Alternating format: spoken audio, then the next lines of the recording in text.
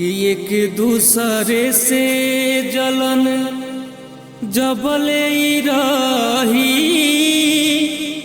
तो हमनी के बिहार कबो आगे नहीं बढ़ी। एक दूसरे से जलन जबले रही तो हमनी के बिहार कबो आगे नहीं बढ़ी। कि पेपर लीक भ्रष्टाचार असही बढ़ल रही, जुआ के भविष्य अंधकार में रही।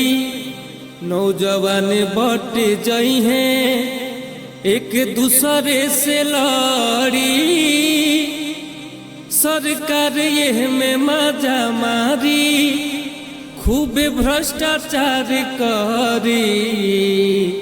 कि एक दूसरे से जलन जबले रही तो हमनी के बिहार कबो आगे नहीं बढ़ी।